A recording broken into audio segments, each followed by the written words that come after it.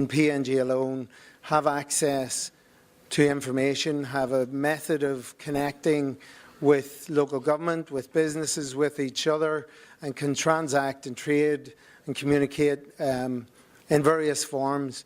And that, at the moment, our penetration in PNG stands at around 75% of the population is covered.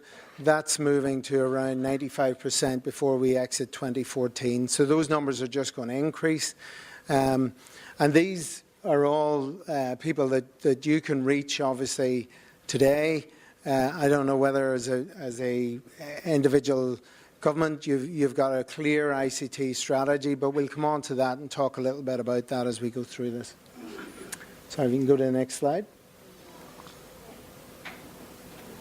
Okay, so how are these devices being used? And there was a study done not that long ago to look at, you know, if you broke the internet usage down, because this primarily is around now, people are transacting more and more on the internet. And get it, you know, the choice is there. The freedom of information means that they believe that that's the best place and best source for information for them. And that's generally how they're going to connect with businesses or governments, whether we like it or not. That's the choice of the citizen today. So the study was done to see, well, how are they actually using the internet? And there's only around 2% of the usage on the internet at the minute that's business driven. There's around 30%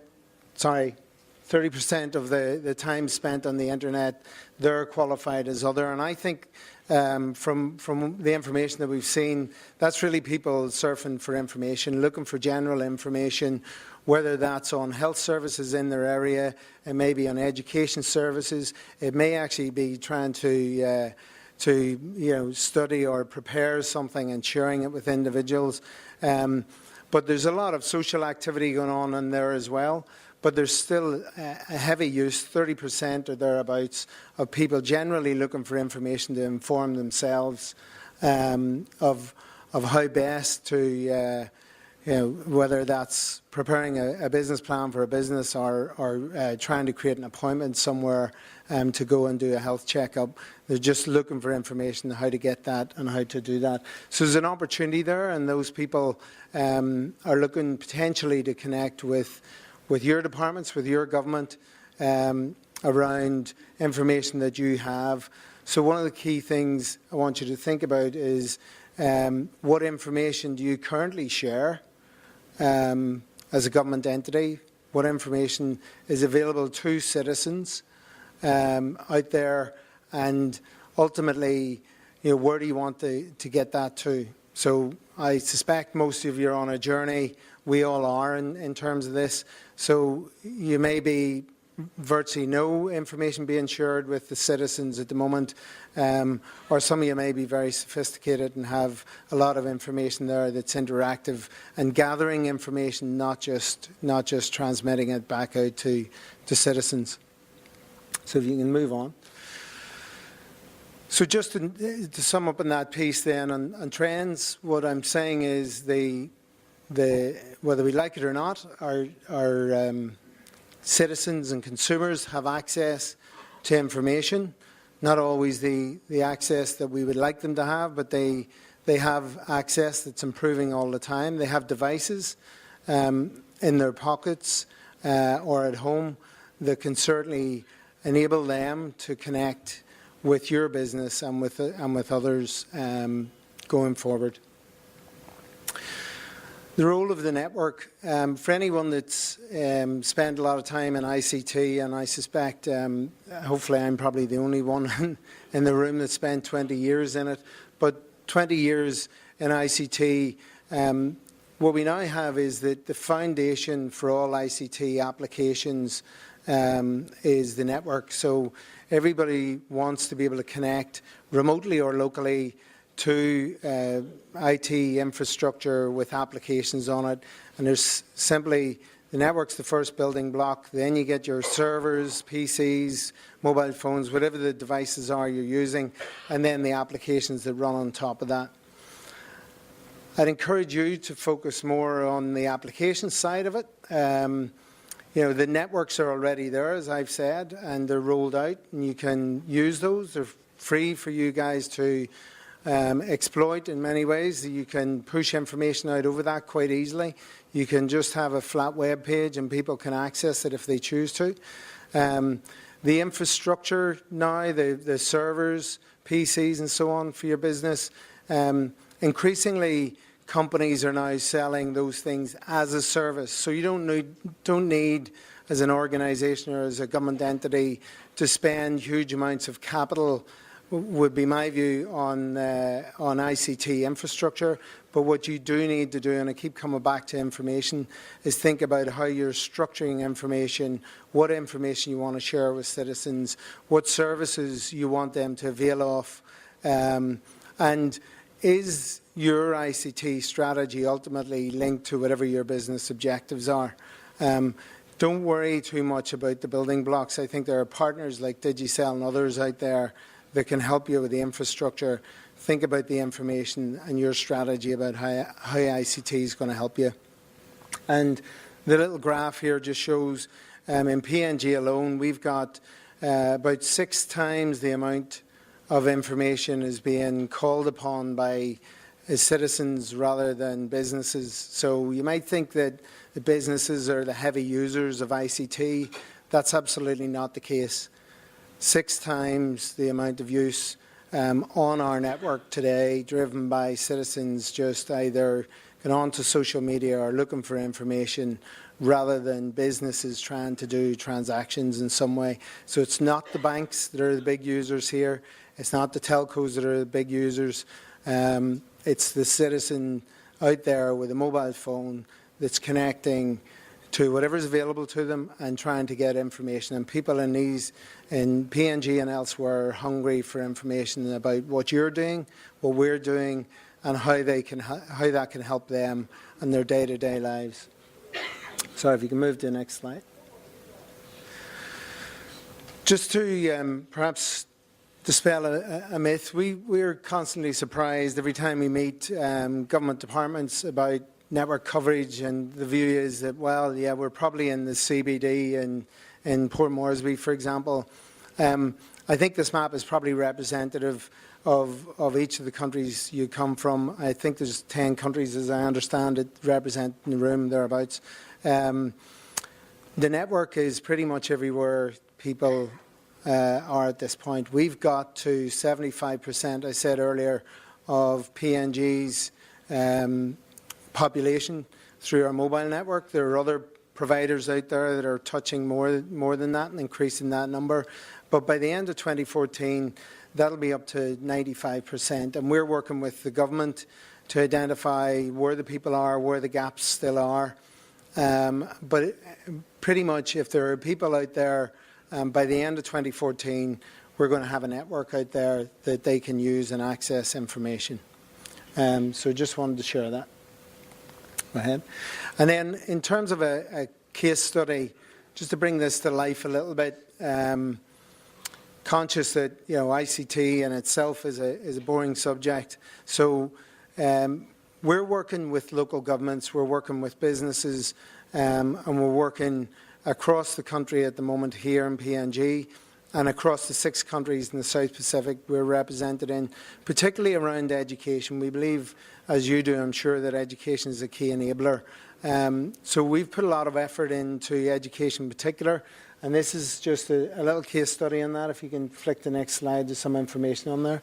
What we're doing here in this case is we're providing tablets free of charge because of the pilot. So I think we're providing about 500 tablets into a particular district where we're going to connect a number of schools, give each student a tablet device, and then we're working with the PNG government to develop the content or the information that should be available, because the specific content for the PNG educational curriculum isn't yet available. We've got some generic global materials which are relevant, but in this case we're working with the government to develop specific information for PNG.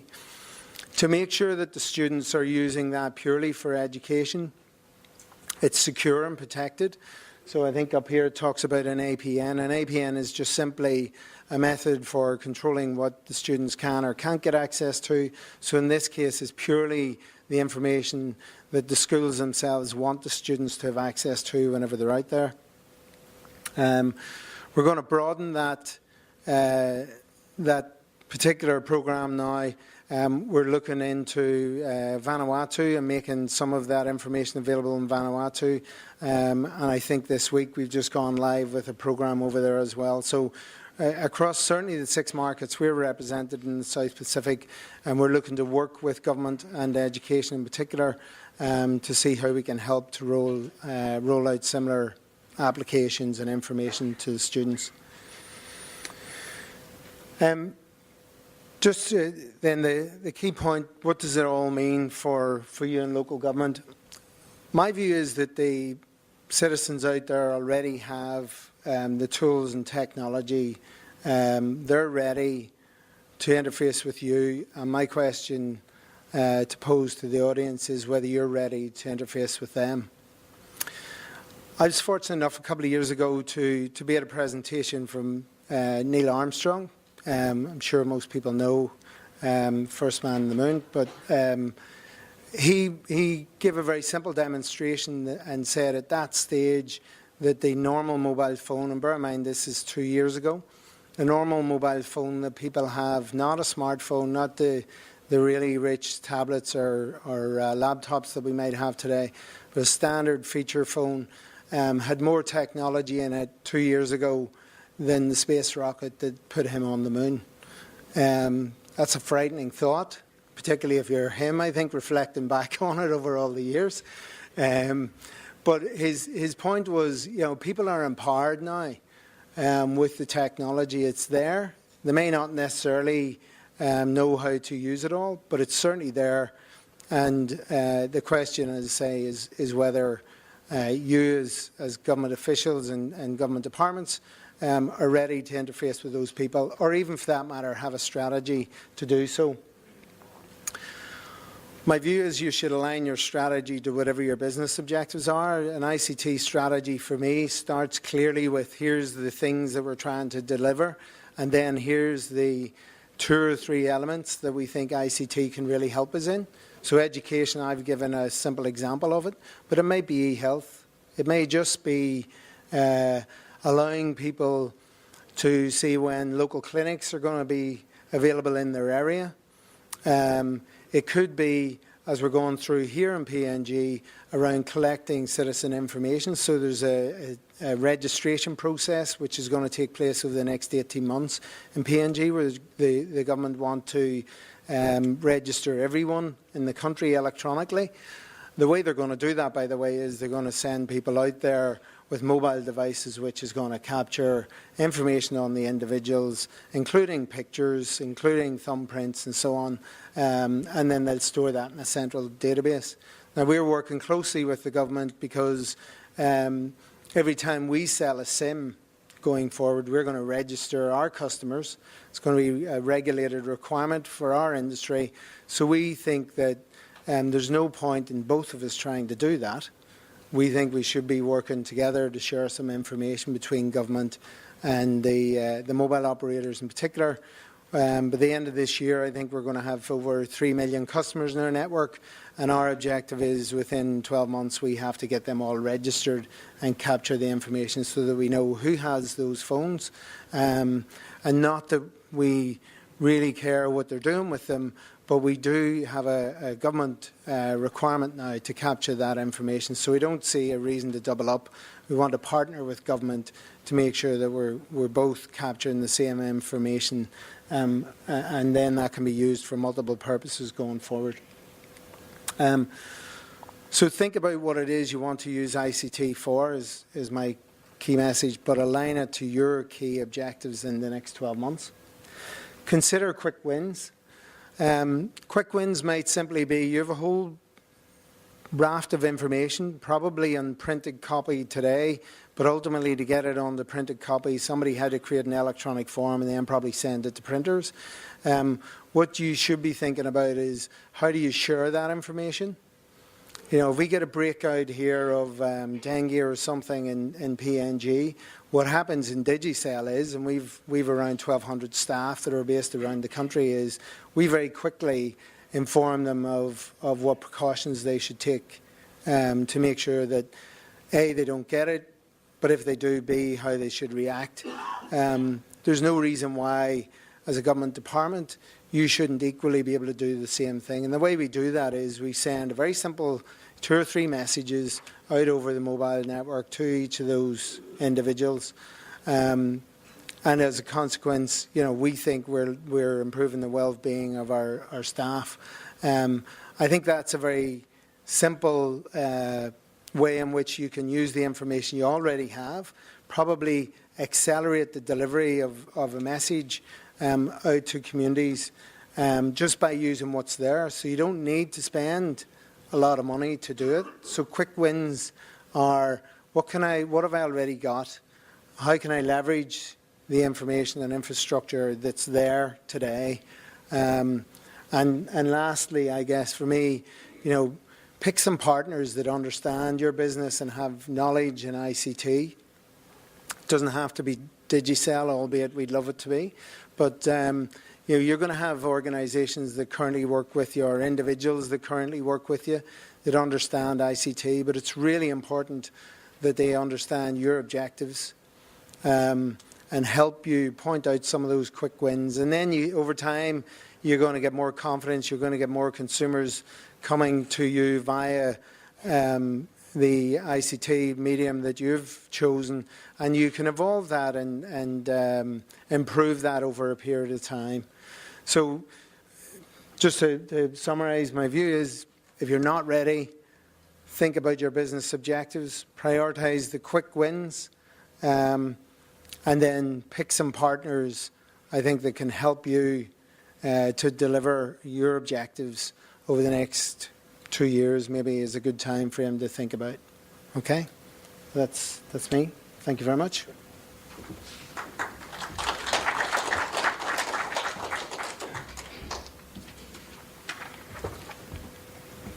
Thank you, Gary, for that presentation. Are there any questions that I can fill? Well, some years ago, Digicel came into PNG, and the only service, internet service provider was, or the mobile service provider was B-Mobile. And when Digicel came into PNG, they came in a big way.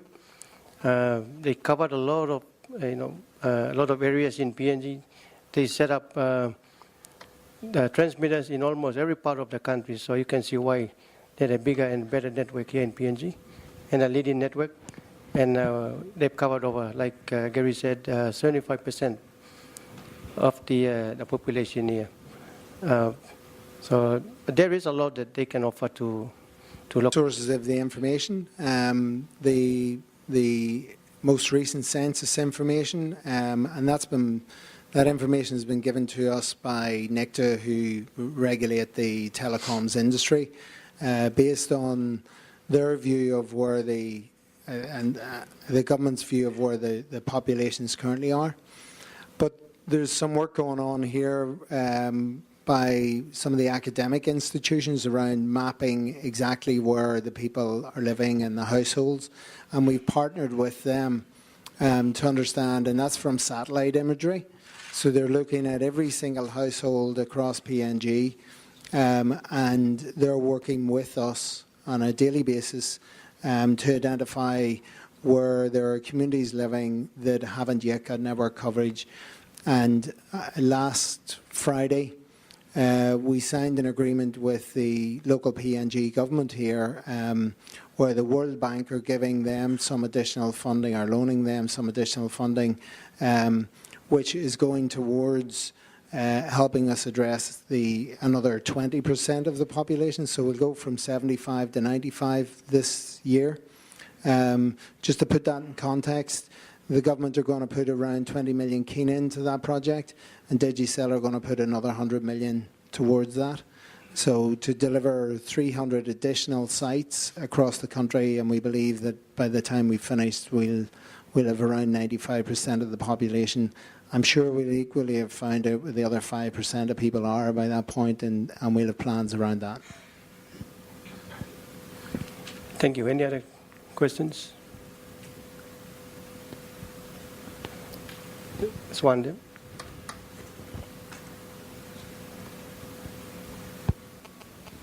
Without knowing the geography you're talking about specifically, but obviously in PNG, but here across the South Pacific, a number of the markets that we are in have a lot of distributed communities across various islands. Certainly in terms of businesses here, we talk about 100% coverage, and the reason we can do that is if it's not on our mobile network, we can still get satellite infrastructure into basically anywhere. So if you have a need, it's very possible to deliver the satellite infrastructure in there. And what we're doing this year in terms of the 300 towers I just talked about is most of those are so remote, the communication from the tower back onto our main network will be via satellite communication.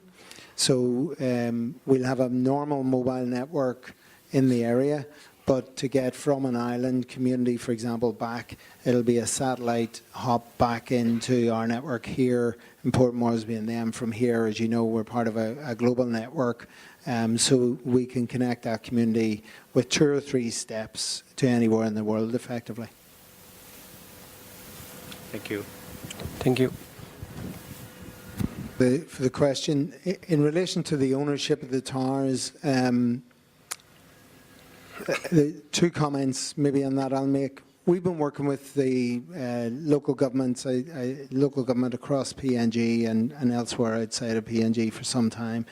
In the case, in this particular case where there's some funding put in by the government, the requirement is just purely to seed fund the project where it's not otherwise viable. However, our requirement will be the ongoing sustainability of that tower. So the way that we intend to return the payment is through services delivered rather than infrastructure owned by the government. It was actually a requirement of the World Bank that the operator would own the equipment and the government would avail of services. So that's the way that that's been handled in that particular project.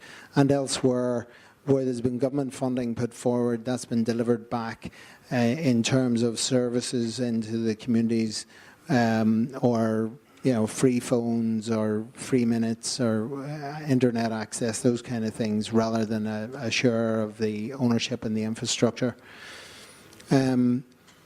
I think your second question then around the identification of users, that's linked partially to the SIM registration project that I referred to earlier.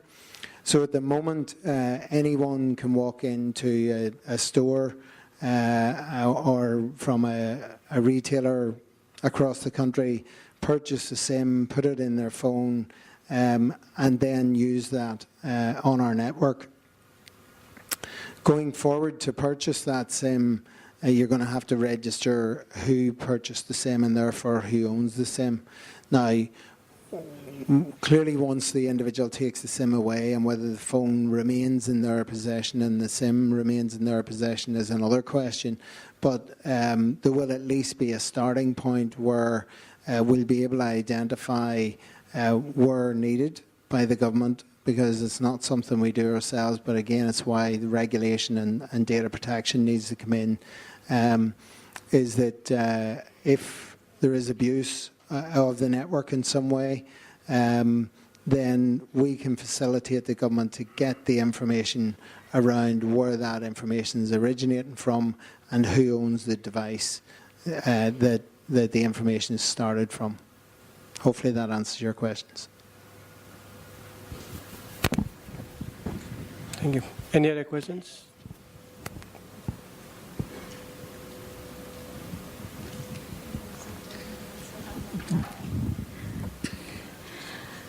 Thank you.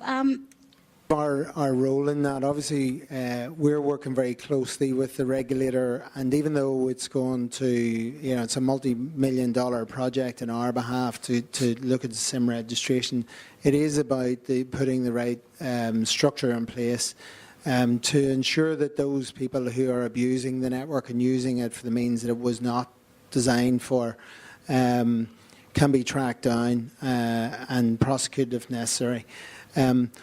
We don't believe, however, unless the laws and the regulation are in place, that it's our role to dictate what people can or cannot use the network for. We've given the tools, but we don't want to play the role of Big Brother and dictate what they should or shouldn't use that network for.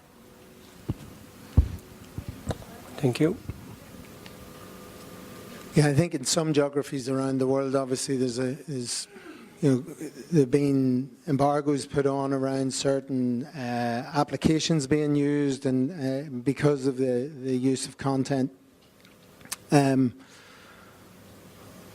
I think we're one layer in this ICT piece. We put the infrastructure in place. Arguably we give the people the tools to freedom of information to access whatever they like. We don't put controls in place at this point in time on our network, other than where they're regulated or where the legislation's in place locally to stop the networks being used in any particular way. I don't know that answers your question, but we don't want to play the role, as I've said before, of dictating what should go out on the network and what shouldn't. I think this is where government and our industry need to work very closely together and come up with the right framework that the networks are used in a constructive way rather than destructive way, but yet allow for the freedom of speech and so on across the networks.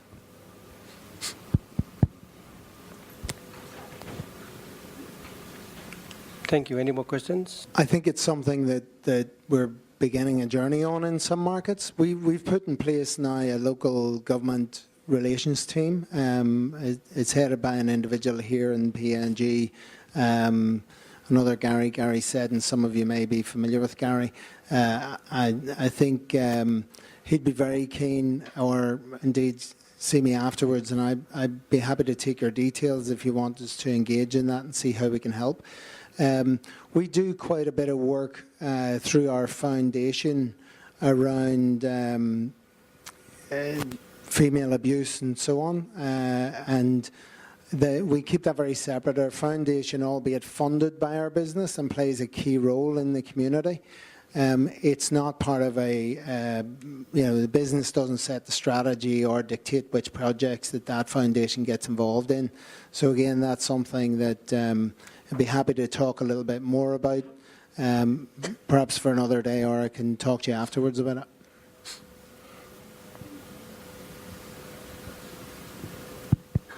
I might get the figure slightly wrong, but I think the rates in the last 12 months alone for internet access via our network has dropped, I think, by about 50% in the last 12 months.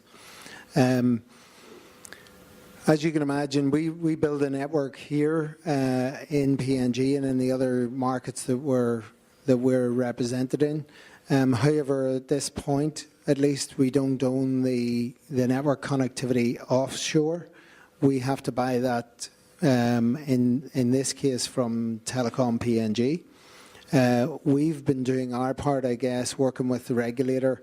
There now is new rates applied, and Telecom have only just implemented those in the recent weeks, which should help, not just buying Digicel services, but other providers, which will reduce the cost. But furthermore, we've introduced some additional satellite connectivity, which takes us off island here and out to the internet, which was necessary to create a competitive environment, because up until about 3 months ago, the only route off the island was fibre cable owned by Telecom PNG. So we now have a competitive environment. We believe that that will encourage competition, and where competition exists, then you're going to get the benefit as a consumer through reduction in prices over time.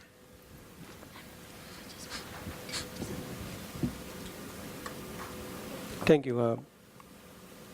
Your question? Just one down here. The communication isn't getting out there to the citizen. We think we can play a key role in that. We are currently working on a number of ways, additional applications that can be loaded onto phones. Not all the phones that are out there in the market today, based on the information in one of my slides earlier, have the capability to display, wonderful graphics or play videos. But a lot of them do, and even the simplest phones can take SMS messages.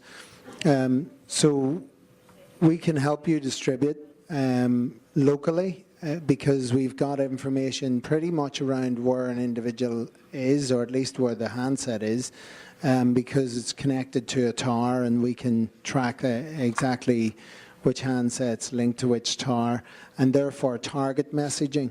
So in places like Vanuatu, which again is a very distributed community across a number of islands, we don't have to blast everyone, for example, with the same message, and we can break that up and deliver messages for you, if you like, out to local communities that's bespoke to those local communities. So if, for example, a natural disaster or something strikes and you're trying to get a message out very quickly, we have worked with local government to do that, and we'd be happy to do that more frequently and on a broader scale. So happy to talk to you afterwards. And Simon Fraser, who's just taken over up in Vanuatu as the CEO, I'm sure would be delighted to pick that up locally with you and see how we can work together. Thank you. For most businesses today, and I guess your point around local government, maybe we're not working closely enough with some of those government teams and communities, but very happy to do that. That, as you know, is how the CUG, the Closed User Group process works. You nominate a number of people that you want to be in that, and then the rates between those individuals is treated differently to normal, let's say, call off the network to someone else. We can do that easily for you. I said earlier that we don't prevent others in terms of how they use our network at the moment, but we have a very clear policy that we do not promote or won't promote ourselves any gambling or pornography in any way on our network. Hopefully that answers your question. So if there is something going on out there, again, we should be working probably in partnership with the government to see how we can address that, particularly where it's illegal. We obviously have to think about, in terms of putting a major investment, where, as I touched on earlier, we're going to put over 100 million this year into rolling out more towers into new areas, and electricity is an issue out there. What we're trying to do in the areas that we're going to where electricity is a problem is we're putting in some form of solar charging station, at least that the devices, in this case tablets, that we're deploying can be recharged, or mobile phones for that matter. We're not obviously in the power business ourselves, but we recognise that the infrastructure isn't there. We're putting a proportion of our investment into addressing that power issue for the local communities.